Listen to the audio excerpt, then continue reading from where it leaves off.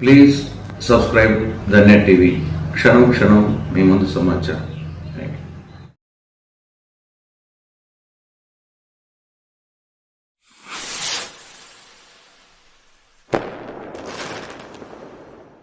అలాగే పి మౌనివర్ధన్ రెడ్డి గారు, సి రవీంద్రారెడ్డి గారు, పి అఖిల్ కుమార్ రెడ్డి గారు, పి వెంకటేశ్వర్ రెడ్డి గారు, రాజేష్ గారు, శ్రీకాంత్ గారు, జి వెంకటేశ్వర్లు గారు, బి రమణారెడ్డి గారు, అలాగే సాయి గారు, రసూల్ గారు, రఫీ గారు, రామలక్ష్మ గారు, పార్వతి గారు, లీలావతి గారు, రమణమ్మ గారు, రమీజా గారు, పుల్లమ్మ గారు, ఎన్ రామలక్ష్మ గారు, లక్ష్మీదేవి గారు, నరసమ్మ గారు, నందిని గారు, గురమ్మ గారు, నాగలక్ష్మి గారు. వందలాది కుటుంబాలు వయస్సు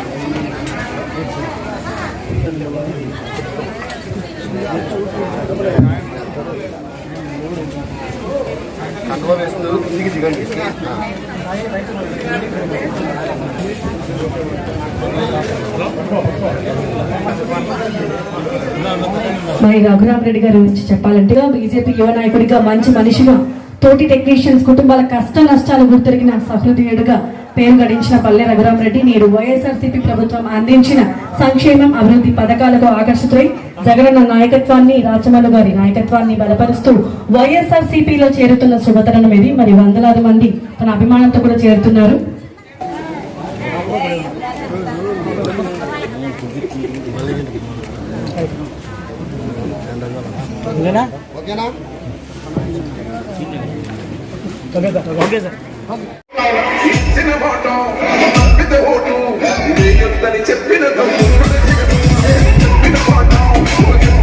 ఈ కార్యక్రమానికి ఇచ్చేసిన ప్రతి సోదరునికి, ముఖ్యంగా స్వచ్ఛందంగా వైఎస్ఆర్ కాంగ్రెస్ పార్టీలోకి జాయిన్ అయినటువంటి సోదరుడు రఘురామరెడ్డి గారికి, సోదరి పద్మావతి గారికి నా హృదయపూర్వక స్వాగతాన్ని, శుభాకాంక్షలను తెలియజేస్తూ మీ అందరికీ శిరస్సు వంచి నమస్కరిస్తా ఉన్నా. ఇది వరకు రఘు మాట్లాడినప్పుడు 100% నన్ను ఇంప్రెస్ చేసినాడు. నేను వినగలిగిన స్థాయిలో మాట్లాడినాడు, ఆలోచించగలిగిన స్థాయిలో మాట్లాడినాడు, హృదయాన్ని స్పందింపజేసి మెదడుతో ఆలోచించే స్థితిలో మీ అందరితో రఘు మాట్లాడాడని నేను నమ్ముతా ఉన్నా. మనస్ఫూర్తిగా రఘుకు అభినందనలు చెప్తా ఉన్నా. మీరు నమ్మి తీరాలి తల్లి. ఒక మాట, రఘు మాట్లాడిన ప్రతి మాట సత్యం, ఒక్కటి కూడా అబద్ధం లేదు అందులో. నా హృదయపు అంతరాల్లో ఉండే మాటలు కూడా అవే, నేను రోజు మాట్లాడుతుండే మాటలు కూడా అవే, నేను మీకు ఇప్పుడు చెప్పాలనుకునే మాటలు కూడా రఘు చెప్పినాడు. అన్నీ చెప్పినాడు. ఒకటి, ఈ ఊరు అభివృద్ధి చూడమని చెప్తున్నాడు రఘు. ఈ ఊరు అభివృద్ధి చూస్తే మీరు ఎమ్మెల్యేకు, రాచమల్లుకు ఓటేస్తారు. గతంలో ఈ ఊరు ఎట్లుండేది, ఇప్పుడు ఎట్లా అభివృద్ధి చెందింది, గతంలో మనకు తాగడానికి నీళ్లు ఉన్నాయా లేవా, ఎంత ఇబ్బంది పడినాం, అర్ధరాత్రి అపరాత్రి బిందెలతో గంట 2 గంటలు మాత్రమే 2 గంటలకు పట్టుకునే పరిస్థితి, ఒక గింజ 2 గింజలు డబ్బులు పెట్టి కొనుక్కునే పరిస్థితి నీళ్లు. ఈరోజు ఆ పరిస్థితి లేదు. 150 కోట్ల రూపాయలు పెట్టి మీకోసము శ్రీశైలం డ్యామ్ నుంచి గండికోటకు, గండికోట నుంచి మైలవరానికి, మైలవరం నుంచి ప్రొద్దుటూరుకు శుద్ధి చేసిన నీటిని మీకు ఇస్తా ఉన్నాం. ఎక్కడ చూసినా 41 వార్డుల్లో రోడ్లు వేసినాం. మీరుండే రోడ్డు కూడా మేము వేసిందే.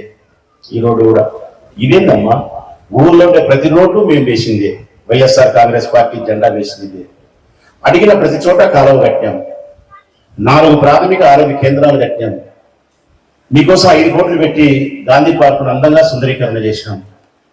మైదుపూర్ రోడ్డును హైదరాబాద్ నుండి రోడ్డులాగా తయారు చేసినాం. రోడ్డు వెడల్పు చేసి, ఫుట్పాత్ కట్టి, డివైడర్ కట్టి, అందులో గ్రీనరీ చెట్లను వేసి 72 స్ట్రీట్ లైట్స్, అద్భుతమైనటువంటి ఢిల్లీ లాంటి పెద్ద పెద్ద సిటీలలో ఉండే లైటింగ్ తీసుకొచ్చి 72 పెట్టినారు.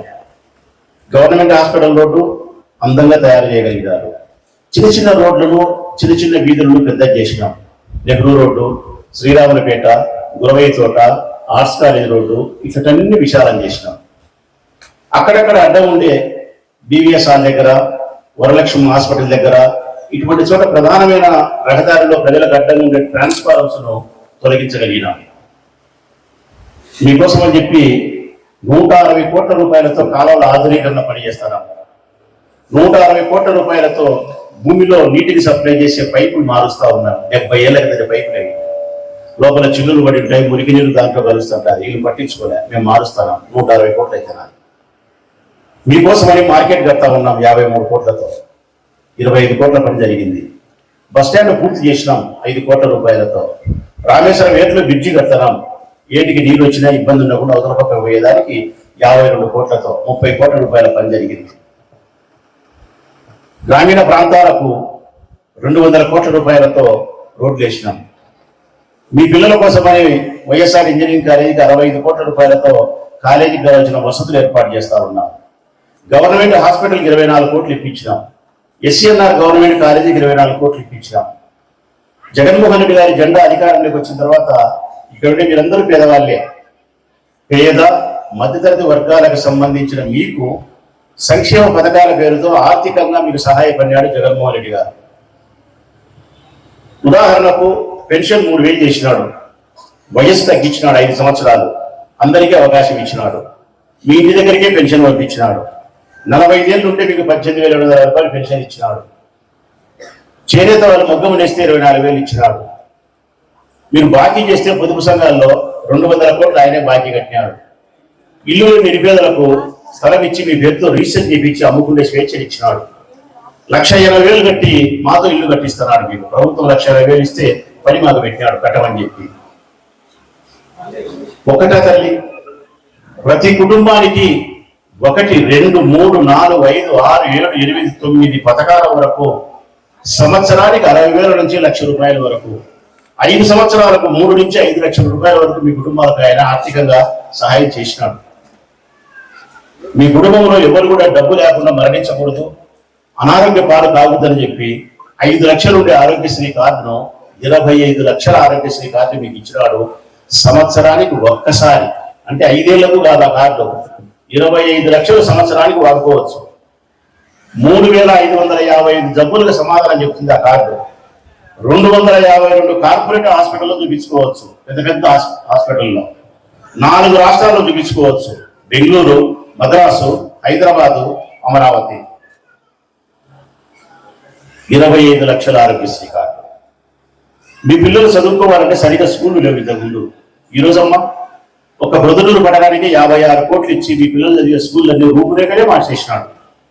అద్భుతమైనటువంటి చదువు తల్లి, అది మీకు చెబితే అర్థం కాదు.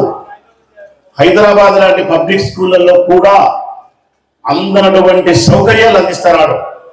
ఒక 100 కోట్ల సావుకారి యొక్క కుమారుడు చదివే స్కూలు కంటే గొప్పగా ప్రభుత్వ పాఠశాలను తయారు చేసినాడు. మంచి ఆహారాన్ని అందించినాడు, కంటి పరీక్షలు చేయించినాడు, సర్జరీ చేయించినాడు, మీ పిల్లలకు అద్దాలు ఇచ్చినాడు, పుస్తకాలు ఇచ్చినాడు, బూట్లు ఇచ్చినాడు, సాక్షులు ఇచ్చినాడు. 15,000 మీ పేరుతో డబ్బులు ఇచ్చినాడు. మళ్ళా దేనికి తల్లి? మీ పిల్లల్ని పనికి పంపకండి, బడికి పంపండి, నేను చదివిస్తా, నీకు లెక్కిస్తా అని చెప్పి వాళ్ళు చదివించినాడు, మీకు లెక్కిస్తున్నారు అమ్మఒడి పేరుతో. ఇవన్నీ గతంలో చేసినారా? జగనన్న ఆరోగ్య సురక్ష మీ ఇంటికి డాక్టర్లు పంపించినాడు, జబ్బులు చూసిరి, రక్త పరీక్షలు చేసిరి. మీకు ఏదైనా పత్రాలు కావాల్సింటే death certificate, birth certificate, revenue ఆఫీసులో కావాల్సింటే మీరు ఎంఆర్ ఆఫీస్కు, మున్సిపల్ ఆఫీస్కు, కలెక్టర్ ఆఫీస్కు తిరిగినా కూడా, ఆటోలు ఎక్కి దిగినా కూడా లెక్క కట్టి వచ్చేది కాదు. ఒక కాగితం కావాలంటే మీ ఇంటికాడ పెట్టి ఇచ్చినారు కదమ్మా, మేమే ఇచ్చినాం. ఈ రోజు వచ్చినారు, రాసుకున్నారు, 3 రోజులు మీటింగ్ పెట్టినారు, మీ కాగితాన్ని మీకు ఇచ్చినారు. ఇవన్నీ మార్పు కాదా? ఇవన్నీ ఆ ప్రభుత్వానికి ఈ ప్రభుత్వానికి ఉండే మార్పులు కాదా? పేదవాళ్ళకి ఆయన చేసిన సహాయం కాదా? పరిపాలనలో వచ్చిన మార్పు కాదా? మీ ఇంటికాడ సచివాలయం పెట్టినాడు, మీరు ఎక్కడికో పోకుండా చేసే పనులు. మీ ఇంటికి వాలంటీర్ పంపించినాడు, సేవ చేసేదానికి మనవడు మనవరాలను. పెన్షన్ 12 చీకట్లు 6 గంటలకే పెన్షన్ ఇస్తారు. ఊరు అభివృద్ధి జరిగింది, మీ కుటుంబం అభివృద్ధి జరిగింది. మరి ఎన్ని చేసిన జగనన్న కోటేద్దామా, మోసగారైన చంద్రబాబు నాయుడు కోటేద్దామా? తల్లి చెప్పండి అమ్మా, మీరే చెప్పండి తల్లి.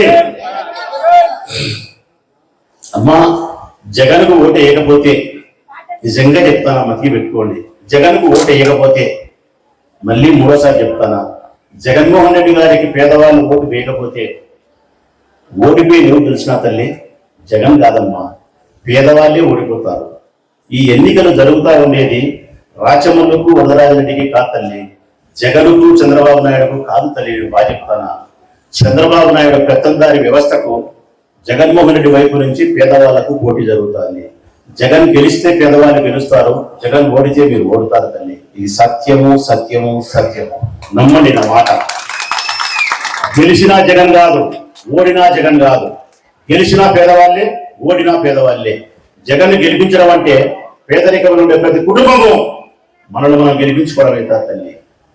మీరు వద్దు అని జగన్ ఓటు వేయలేదనుకో, దాని అర్థం ఏం తెలిసిన, మాకు ఈ సంక్షేమ పథకాలు అవసరం లేదు, మా ఇంటికాడ మూటాముల్య దండిగా ఇంట్లో లెక్క ఉంది, నీ బోడి అమ్మఒడి ఎవరికి కావాలా, నీ నాడు నేడు బడికింది మా పిల్లలకు నువ్వేది ఇంగ్లీష్ మీడియం చెప్పేది మేము చదివించుకుంటాం పో, ఆరోగ్యశ్రీ కార్డు మాకు అవసరం లేదు, హైదరాబాద్ పోయి 10 లక్షలు పెట్టి చూపించుకుంటాం మా యాపకు, మా దగ్గర దండిగా లెక్కంది, నువ్వేది మాకు చేసేది బోడిగానివి అని చెప్పి మీరు ఓటు వేయకుండా ఉండాలి. వేయలేదంటే ఓటు వేస్తే అర్థం ఏం తెలిసిన, నువ్వు చేసిన పరిపాలన బాగుంది నాయన, పేదవాళ్ళకు అనుకూలంగా మంచి పరిపాలన చేసినావు, నువ్వు పెట్టిన చదువు వల్ల నా పిల్లలు బాగుపడుతున్నారు, నువ్వు ఇచ్చిన ఆరోగ్యశ్రీ కార్డు వల్ల నా మొగుని బతికించుకోగలిగినా, నా అప్పు నువ్వు కట్టిన దాని వల్ల 3 పూట్ల భూ తినగలుగుతానా, నువ్వు ఇచ్చే పెన్షన్, నువ్వు ఇచ్చే సంక్షేమ పథకాల వల్ల ఇంటికి వెన్నీళ్ళ చన్నీళ్ళలాగా నెలకు 5,000 6,000 ఉపయోగపడి 3 పూట్ల భూ తింటున్నావు బస్సులు కొనుక్కోకుండా, నువ్వు 100% మంచి పాలన చేసినావు, నువ్వు మావానివి, మా పిల్లోనివి, నా కొడుకు నా తమ్మునివి, ఇది మా ప్రభుత్వము, మళ్ళా వేచాం, మళ్ళా గెలిపించుకుంటాం, వాడు 2,000 ఇచ్చినా 3,000 ఇచ్చినా బొగ్గిట్లో పెట్టుకుంటాం,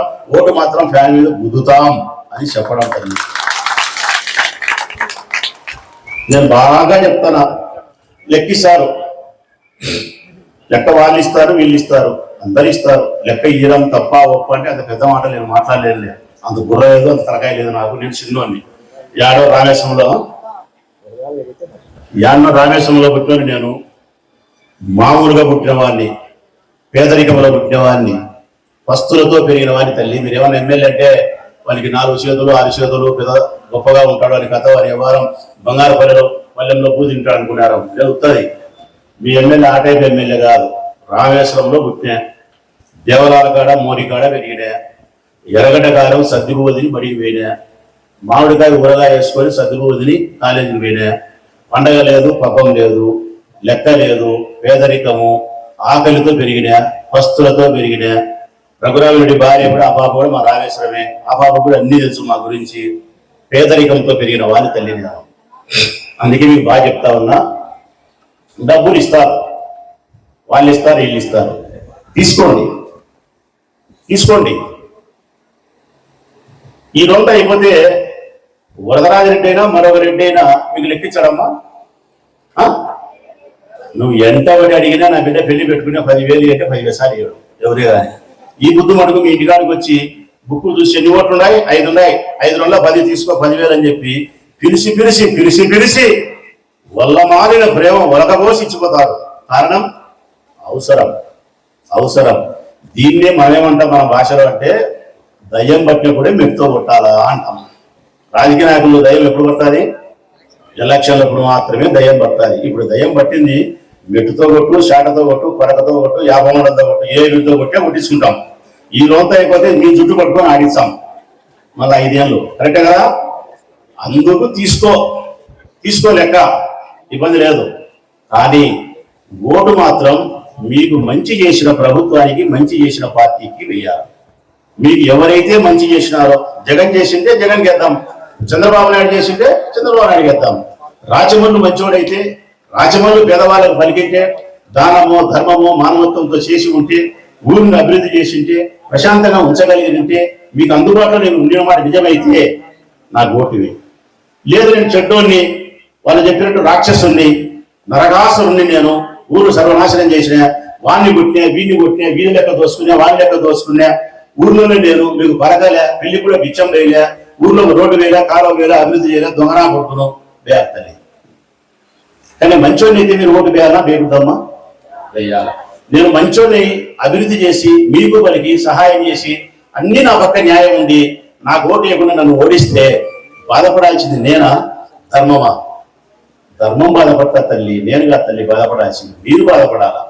నిజంగా నా వైపున ధర్మం ఉంది, నిజంగా నా వైపున న్యాయం ఉంది, నిజంగా నేను చిత్తశుద్ధితో అంటే కమిట్మెంట్ 100% నా రాజకీయ జీవితం ఉన్నన్నాళ్ళు పేద ప్రజల కోసం బ్రతకాలా, ఈ ఊరి ప్రజల కోసమే బ్రతకాలా, ఈ ఊరిని అభివృద్ధి చేయాలా, ఊరిని ప్రశాంతంగా ఉంచాలా, పేదవాళ్లకు నా దగ్గరకు వచ్చిన ప్రతి సందర్భంలోనూ కన్నీళ్లు తుడిచే ప్రయత్నంతో నేను డబ్బులు సహాయపడాలా అని పలికిన మాట వాస్తవమైతే నన్ను, నా పార్టీని గెలిపించండి.